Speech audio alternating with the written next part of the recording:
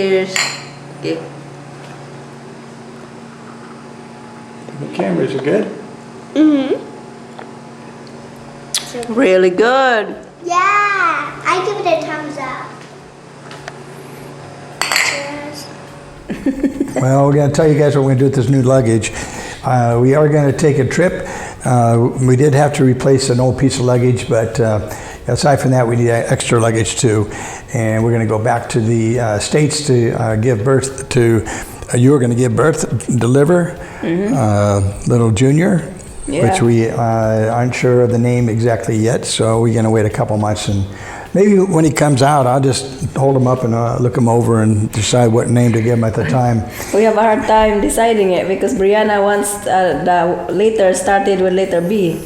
So yeah, Brianna wants a boy named to be Brian, and I thought of we thought of some other names that start with B, but she's very stuck on this Brian because she wants to be paired to her name. She wants to be twins, Brian, Brianna. Well, we got 2 months to deliberate about that, but we want to share with you guys some of the challenges we've had with the hospital here at Silliman and the OBGYN, and why we've made our decision to go back to the States to have the baby born.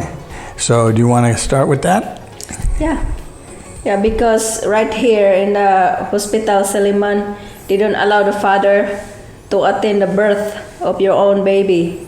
And it's so hassle to go to Manila with your newborn baby and register the birth of your baby over there, birth abroad. It's really hassle for me, for us.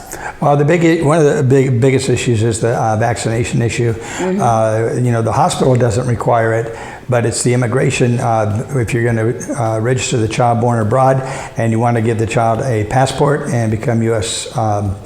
Get the U.S. passport, they need to get the vaccination, hepatitis B vaccine. But if the child is born in the States, that's not necessary, and we can home birth in the States. Whereas over here, they've made it illegal to home birth, which is the craziest thing I ever heard. But I can see some of the reasoning behind it. However, it's kind of well, prohibitive, and we're just not going to put up with that. And in the hospital, I didn't like the idea, the policy at Silliman University Hospital, that fathers were kind of pushed out into the hallway and not allowed to attend the delivery and be in the same room. There's a lot of reasons why I want to be in the same room, but mostly I don't want the experience hijacked from me and you. For us, not being able to be together during the birth. It's true. Simple. Yeah. Simple. So by going back to the States, we can home birth no problem with our midwife, MISTY, and she brought Brianna, brought her into the world and did all the paperwork, and so it's easier, and we're going to just do it. Yeah, we like her and we know her already, so we have a contact on her all the time. There's my OBGYN right now in Silliman. We don't really know her too good, and she's not that, she's not so... She doesn't communicate well. She's really bad in communicating to us. And it's one of those things, a doctor here, OBGYN that you have, doesn't even have children. So, when they seem to be lacking a little bit of compassion, lacking something. It's just not the same, with someone that's has a lot of their own kids and is delivering babies. They seem to have more of a open mind about things, and be a better communicator and understand what the woman's going through and the husband. So yeah, she just didn't communicate well, so I didn't think that was an optimal relationship, so we're going to pass on that. The only thing we need to go back to obtain is the travel permit, which we have that lined up to receive on the end of the month. So that'll be done, and we're ready to go. We've made arrangements in the States, so that's going to happen. So I'm going to give birth over there, and we're going to settle down in our new apartment over there. We will show you. Yeah, that's our plan, is to settle down into the apartment we looked at before we decided to come over here. Yeah, when we were in the States, we decided to come over here, but we were unaware of some of the policies they had, like in the Suleiman University Hospital, and we did hear rumors that you couldn't home birth. We did know about that, but we did not know that the hospital would not allow the husband and father in the room, and that combined with the fact that the vaccines required for the passport, immigration to the States, that wasn't cool. So we don't want to be bullied on any of those issues. So we're the parents, so it's our right to make the decisions. And you know, if you want to take a vaccine, go ahead, take the risk. But there are lots of damages from vaccines, and that's why the United States government has a federal vaccine court, which is established to indemnify pharmaceutical companies, doctors, hospitals from vaccine damage, which is pervasive, but they do try to cover it up. So yeah, they've been sued for millions and millions of dollars. So yeah, we don't want to deal with any of that narrative. So we're going to just do it our way, the way we did with Brianna. It worked out well. So we think that's worth doing again. Yeah, we really like our midwives over there, MISTY McBRIDE. She's very nice, really good in communicating also. So yeah. Yeah, the thing over here I am discouraged is the home birth. They don't allow home birth at your house anymore. And I have my sister, she just gave birth a year ago, and she was telling me her story that she wants to do home birth also, but of course it's illegal now. So she went to the public hospital, and on the time they try to hook up with her and her feet, whatever they can do in the bed, to put something in it. What's the name of that thing? Oh, the stirrups? Yes, Yeah. Stirrups. So her excuses is she don't like that thing. So she said, wait a minute, I'm gonna go to the bathroom. And this is good. So she go to the bathroom, and she take time over there. She broke her water, and all of a sudden the baby came out by herself. So she catching the baby by herself in the bathroom without them. So when she come out from the bathroom, she has the baby already. She's holding in her hand. She's holding her baby with the umbilical cord still attached. The doctor and the midwife are really mad at her. Are you crazy? They're really mad at her, and she said, Why I'm crazy? I got the baby right here. Well, that's the thing about hospitals I really, really don't like, is they want to control and bully and make you do it. You know, they take away the natural process in the home birthing, where the woman is free to walk around, to go to the bathroom, to bend, to lay on the floor if they want to squat, and you know, they got to move around and they get the baby ready to go, and it kind of facilitates the birth of the child. When you're in a regular hospital, they have the women all hooked up to a bunch of cables and devices and monitors, and it's, you know, everything the hospital does is not for the woman, it's for the patient, it's for the convenience of the hospitals, and that we don't like, because they want to be able to sit in their little room down the hall and watch 10 patients at once on the monitors for their convenience. Yet by hooking a woman up and to the bed and in the stirrups and all the rest, the baby can't freely come out as quickly and naturally as it's always been done in history, right? It's always been done that way. So they want you to be hooked up the whole time and like you're in prison, like you're chained, shackled to the bed. And how can you expect a woman to give birth? So what happens is, this is what the hospitals really love. They love C-sections because they make about $30,000 minimum on them in the States. And they say, there's a report I was reading that stated that less than 3% or 3% approximately of all C-sections are necessary. If they can get you locked into that bed and not moving, there's more likely that you're going to labor a lot longer. And they have a rule that if you labor over, I think it's 32 hours, the doctors always say, and this is the States, that stressing the baby, we better take it out. Get it out, C-section, boom, 30 grand. And if you don't have insurance, it can bankrupt you. And it bankrupts a lot of people. So there's a lot of reasons we don't want to deal with the hospital here on that level and on that issue and in the States. So we're going to home birth. Well, home birth is really nice. Nobody dictates you what to do. It's all yours. You can do whatever you want. You can jump and dance, whatever. Yeah, you It's go so for a nice, walk, yeah. you know, and you don't need them. You don't need the hospitals if it's a normal, uncomplicated birth, pregnancy. Then you don't really have to be too afraid. And let me ask you a question: when Mercy delivered that baby in the bathroom, now was she screaming like in the movies? No. See, that thing about the movies is all BS. Total BS for drama and to get you to watch the silly movie. But it gets a lot of women afraid that that's what it's really going to be like, all that screaming and everything. But you were very quiet when Brianna was born. There's nothing to scream. That screaming is Really, silly. scream doesn't help at all. Yeah. Of course you feel the pain, but the screaming is not help. So just be quiet and just push. Yeah. Well, you were telling me that it actually felt good. You said it was the best feeling of your life. When it's time of pushing, it really feels good because the pain relief. But contraction, yeah, it's a little pain. It's pain, but it comes and go. You have time to relax. Right, and then you have a little of the back pain, and you didn't have an epidural or anything, so. No. Yeah, and those epidurals are another dangerous thing that the hospitals try to foist on the patients. Yeah. You know, Also, because they make a lot of money on those too. They're big money deals. You know. The thing also during birth is I don't want like 10 doctors or 10 midwives watching me when I give birth. I'm not comfortable. Oh. I want to be myself in the room like I did with Brianna. I kick out my midwife and John. I'm alone in the room, and when Brianna's head is out, that's the time I call the midwife because I don't want Brianna flying all over when I push.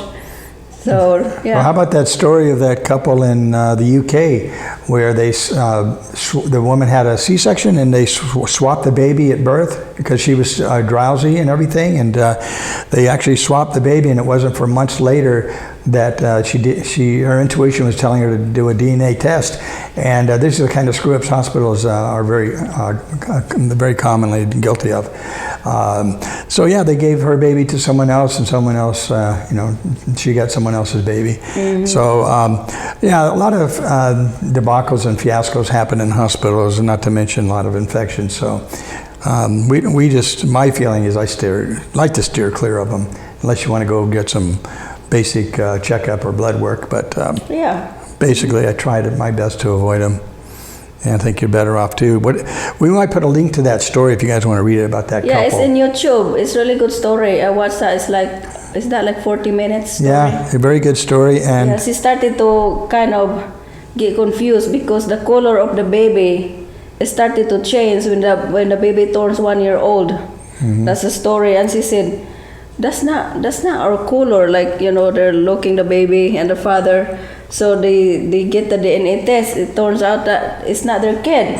So she's freaking out. What's going on? Where is my kid? I taking care of the kid that is not ours. That's a good story. It took a lot of work and phone calls to the UK and everything, but but her intuition was telling her the whole time it's not the same baby that they laid on. She don't feel it on her after the baby was born, the C-section. They laid the baby on her, and so she knew the baby, even though she was a little bit drugged up from the C-section medicine. But later on, when they brought the baby back and she was recovered, she knew it was the wrong baby. But the doctor said, "Oh no, you were just drugged up. It's not. It's your baby. Don't worry. We know what we're doing." It happens. It happens a lot more than you would think. It happens a lot. Yeah. So if you're having a C-section, you really got to watch them because they make lots of mistakes. I've seen it myself. Even normal birth and you birth in a hospital, it's still they exchange the baby. It happens a lot also over here. Mm-hmm. Yeah, so we'll put that story of the swapped babies in the description if you guys want to link to it and watch it. And also, we'll show you guys the new apartment if you're interested, the one we're on the list for in Reno. So let's take a peek at that. Oh, yeah. Okay.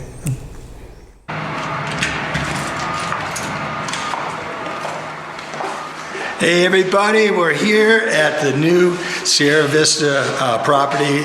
I want to show you guys the inside of this unit because it's the model, like a model, and it's actually for rent. But we decided that we really love this particular floor plan. I'm going to show you around.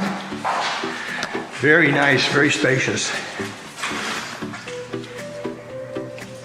I think it even comes with these fans, right? It does. All these fans. And this is Carl Lynn, the community manager. Community manager? Yes. Great, fantastic. I really like this location. Look at this master bath.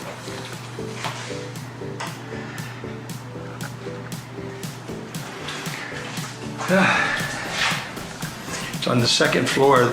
We selected a unit a little bit further away from the street just so we can have a little bit more quiet for the cooking and other contents we'll be doing here. But just check this out, guys. Look at this balcony. This thing is huge.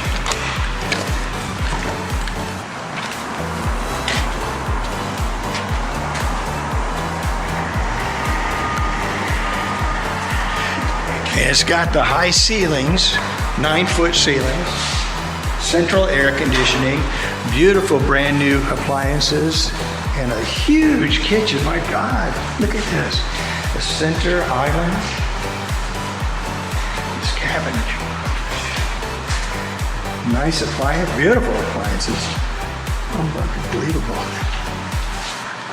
This is going to be great for Maurice's cooking show. Okay, and the other reason we want a brand new unit like this is because, you know, we're going to do the home birthing, and that's going to be perfect. You know, new carpet, very clean, very nice. Unbelievable. Stainless steel. They come with stainless steel, right? Correct, yes. Yeah. Recessed lighting throughout. Okay, and here's, it's a split plan. So on this side will be, I think, this will be Brianna's side. But I like too, look, Brianna's gonna have her, the nice tub. Oh. And the nice high sinks. I'm gonna have to get her little step stool for that. Oh, guys, check out this. Washer and dryer, brand new.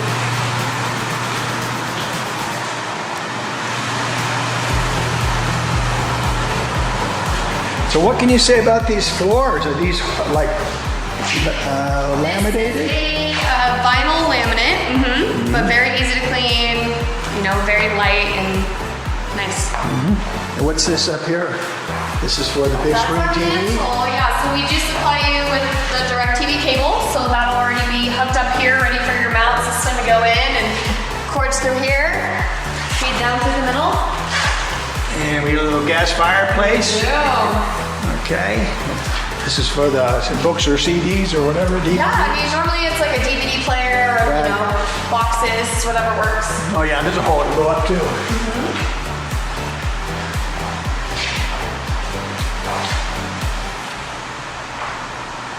So what else can we say about this, Coraline? What else could I say? Oh man. Well, it's beautiful. You're the first person living in it. So our new apartment will be available in the middle of February, so we're gonna move in there and get ready for the birth of our second baby, baby boy.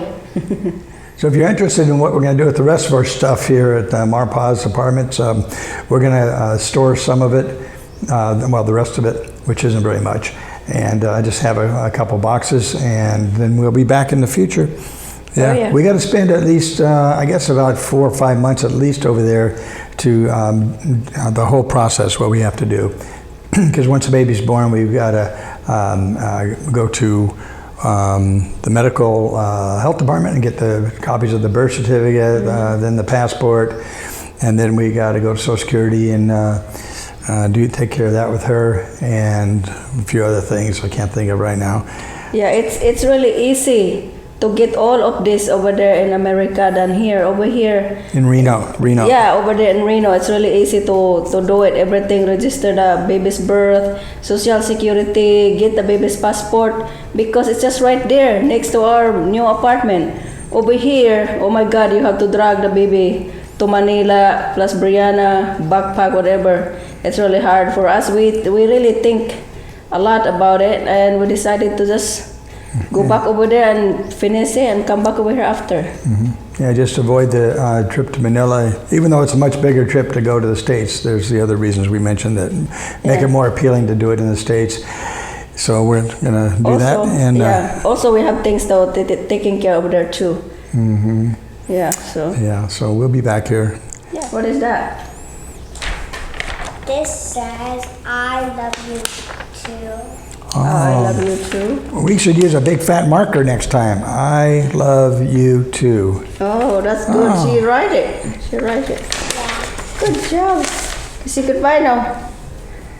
Bye, everybody. Yeah, you're gonna hijack that nice red suitcase from your mom and put your toys in it? Yeah. I know you think you are, don't you? You think you are. Yeah, She you already like put her toys in it. That's it for today. Subscribe if you like this video. Bye. Bye.